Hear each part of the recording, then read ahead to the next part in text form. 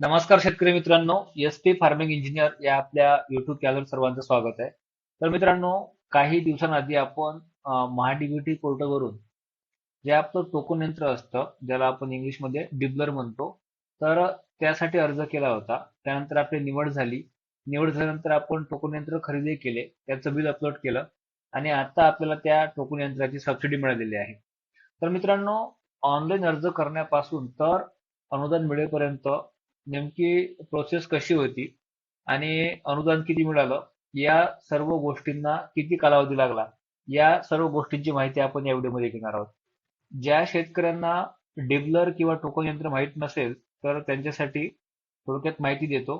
तर मित्रांनो, हे जे आहे याला आपण टोकन यंत्र म्हणतो किंवा डिबलर म्हणतो किंवा सीड ड्रिल मशीन सुद्धा म्हणतो. तर या घटकासाठी आपण अर्ज केलेला होता. आता अर्ज करण्यापासून तर अनुदान मिळेपर्यंत नेमका किती कालावधी लागला हे आपण चेक करूया. तर यासाठी माझं महाडीबीटी अकाउंट मी आधीच लॉग इन करून ठेवलेलं आहे. यामध्ये आपल्याला घटक इतिहास पहा या ऑप्शनवरती क्लिक करायचं आहे. त्यानंतर निधी वितरण या ऑप्शनवरती क्लिक करायचं आहे. यामध्ये आपण बघू शकता सर्वात शेवटी टोकन यंत्र आहे आणि टोकन यंत्र हा घटक कृषी यांत्रिकीकरण या बाबीमध्ये येतो. यासमोर आपल्याला एक अर्ज क्रमांक दिसतोय, त्यावरती क्लिक केलं की तुम्हाला संपूर्ण स्टेजेस दिसतील. कोणत्या तारखेला तुमची त्या ठिकाणी निवड झाली, कागदपत्र अपलोड केले, त्यानंतर कुठल्या कुठल्या तारखेला तुमचं जे अप्लिकेशन आहे ते अप्रूव्ह झालं, त्यानंतर कोणत्या तारखेला तुमची सबसिडी आली. तर या ठिकाणी बघा, डॉक्युमेंट अपलोडचं तुम्हाला एक या ठिकाणी रिमार्क दिसतोय आणि डेट आहे 17 ऑगस्ट 2025. तर मित्रांनो, ही डेट आहे निवड झाल्यानंतरची. आता आपण अर्ज केव्हा केला होता हे बघूया. तर बघा, आपल्या चॅनलला कृषी यांत्रिकीकरण ही प्लेलिस्ट आहे.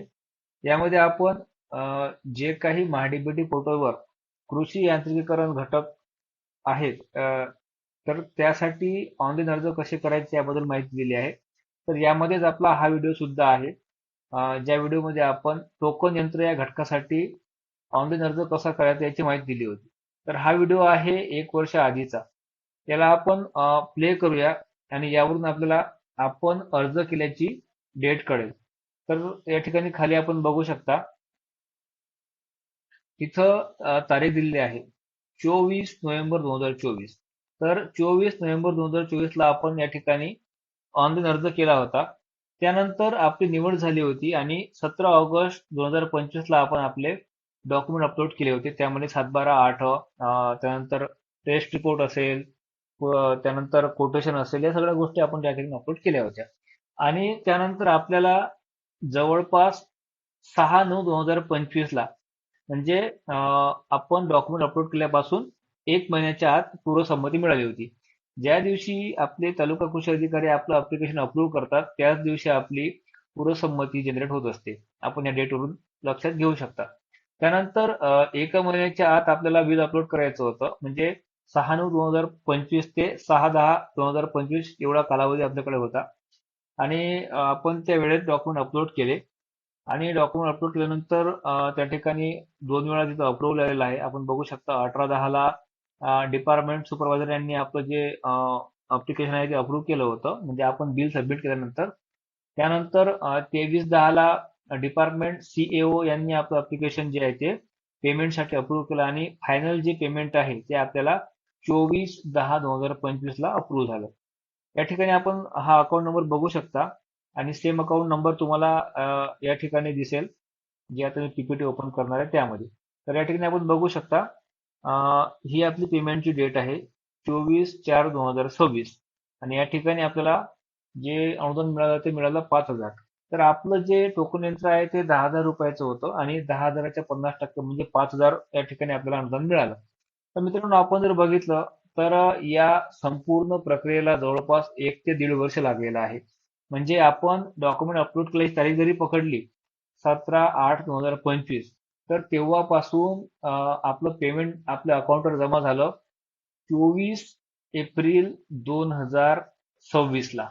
बघा, या ठिकाणी डेट आहे 24 एप्रिल 2026.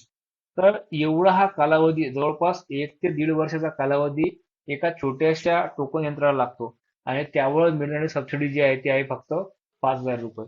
त्यामुळे शेतकऱ्यांना मी वारंवार सांगतो की जर एखाद्या घटकाची तुम्हाला खरोखर आवश्यकता असेल तरच त्या ठिकाणी तो घटक विकत घ्या. कारण की तुमचे जे पैसे आहे ते तुमचे पैसे जवळपास 1 ते 1.5 वर्षासाठी त्या ठिकाणी गुंतवले जातात. कारण की जेव्हा आपल्याला एखादी वस्तू खरेदी करायची असते तेव्हा पूर्णच्या पूर्ण पैसे आपल्याला आपल्या जवळून द्यावे लागतात आणि नंतर कुठे 6 महिने किंवा 12 महिन्यांनी आपल्याला त्यामधलं अनुदान जे आहे ते अनुदान मिळते. त्यामुळे जर आवश्यकता असेल तरच या ठिकाणी या घटकांचा लाभ घ्या. उगाच सबसिडी मिळते म्हणून कुठलीही वस्तू खरेदी करत बसू नका.